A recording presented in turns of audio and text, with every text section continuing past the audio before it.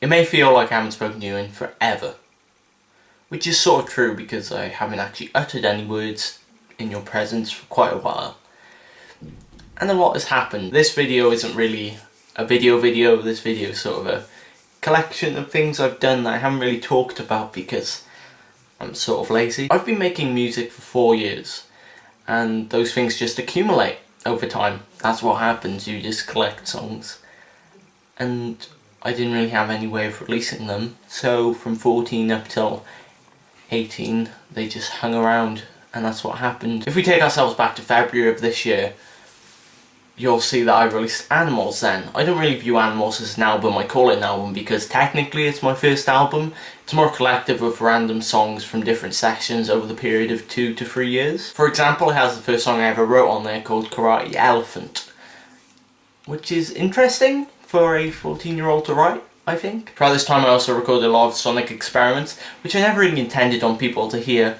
They sort of hung around on my computer for as long as possible, and then I released them into the world. I will go through each of them now, so you understand. I released them in the span of about a week. They all concluded and were finished in the same period of time, so I just released them back to back. First instrument I ever learned was the piano, and I still have a massive love for it. And every once in a while I would go to my piano, I would hit record, I would do an improvisational thing, and it would exist. Cycles, which is the first thing I released after Animals, is a collection of 5 of those. It sort of has a John Cage early piano works feeling to it. When I say that I mean like in a landscape and pieces of his that are a lot more sonically slower. God, this video is pretentious, isn't it? I knew there would be things in this video that I couldn't really explain. This is going to be one of them, and I was very aware of that fact. I'll call this part of the video Jake tries to explain something not very complex, just sort of odd. I really dig the outdoors. And I really dig bird calls. And the outdoors and birds create melodies and rhythms. Forest, for example, the way the wind blows creates, you know, a different tonal nature than anything I could really write through my brain. There are people who have recorded birds, listened to those recordings, written out the melodies they sing and then turned them into compositions. I didn't really want to do that. It's an arduous process, and one that's very rewarding, but it didn't really seem like something I wanted to orchestrally do. So when I was filming a short film, I also recorded a bunch of ambient noise in spring while birds were out and wind was blowing. I collected these noises, I arranged them, all the sound clips in different ways. Willow Trees and Forgotten Bees is a reflection of that. It is arrangements of ambient noise.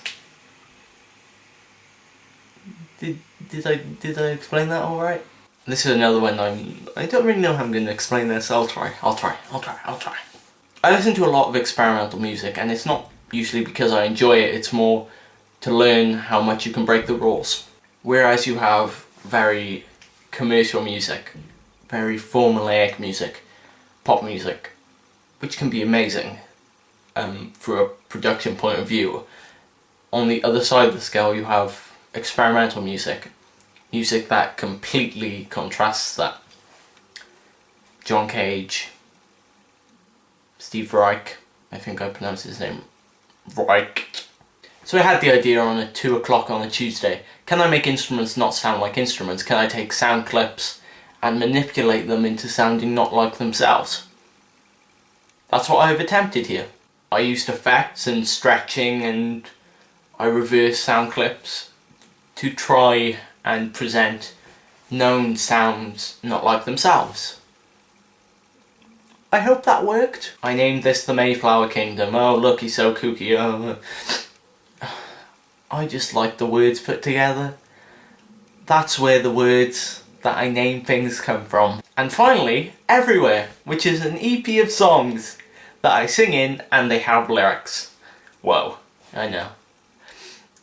It's a bunch of songs from random times that I recorded and I like them, so there you go. All the artwork for 4 out of 5 of these collections of songs, projects, were random pictures that I manipulated and changed, and I sort of dug them. More importantly, Animals, the artwork was done by James, this guy who's my friend, and I really like it and it's really nice and he put effort into it and I think it's really cool. I'm not sure how you can get in touch with him, really. He doesn't really have an online presence, but if you ask me, I will pass you on to him if you want to ask him to do stuff for you. I have 2 fears around making music.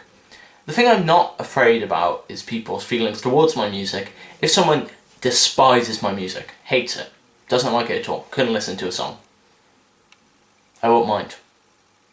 Do what you want. People have this problem of completely connecting their work and themselves. Luckily enough, I sort of separated those two things. It's a very difficult process, but I guess I use this logic. I was making things when no one was listening, and that's true of so many creative people.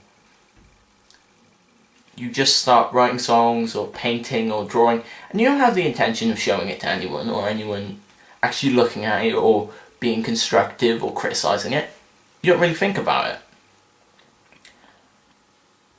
If you feel comfortable in it, then who cares? Luckily I live in this age where I can just do that. Being signed to a label for some might seem like a cool idea, and there's a lot of really cool labels out there, but I don't really think I could really do that. I understand that labels need to sell music, but it doesn't really work. It's insane to me that Warner Brothers have the Flaming Lips signed to their label. That's crazy, because they're the Warner Brothers, you know? It's just insane. But they're only part of that label because they were signed onto it when people were signing everyone. It was right after Nirvana or the punk scene and things were done, and they just signed anyone who could do that sound and started releasing music all the time. Geffen Records had this amazing period of time where they were just selling all this music because people really liked that sound. Problem is that after that whole sound sort of died, people didn't really want to listen to it anymore. I think Backstreet Boys came back in or something. What were those bands going to do? They had to change sonically. So if you view the Flaming Lips, for example, they went from this like punk garage sort of band, and then they did a bunch of car park experiments with tapes, and then they released the Soft Bulletin. I've never really cared what sort of genre or placement in music the music I create goes into. Terrible wording. It doesn't really matter to me. I just make music. And if that's weird experimental stuff, that's fine. And if it's, you know, singer-songwriter stuff, that's also fine. If it's weird jazz standards or whatever sort of songs, I don't mind. But I think the problem is that lots of people care about, we have this sound, we've got to be in this sound, when it doesn't really matter. I think that's where the problem lies with record labels, where they are there to sell records. That's what they do. And if someone wants to change up sonically, it can be very difficult for them to adjust to. So when I hear of really cool labels who have odd music on, or different or alt music that really intrigues me. And they do sell records. I just hope not to sound pretentious, and with all of my music, you shouldn't take it seriously. Because I don't. I laugh when I make music, and I laugh when I listen to it, and I never thought that I've made anything that sounds real. Then people compliment me on it, and they go, "Oh, good work, that's cool," and stuff, and I go, "Great, thank you, nice." But I laugh when I'm making it, because I can. I've never taken it seriously. I just think it's very important to not go ego trippy, and that's about it. Be nice to people, be cool, don't be pretentious, make the music you want to make. I released about 4 hours of music in 3 days. Those ain't the rules. Bye.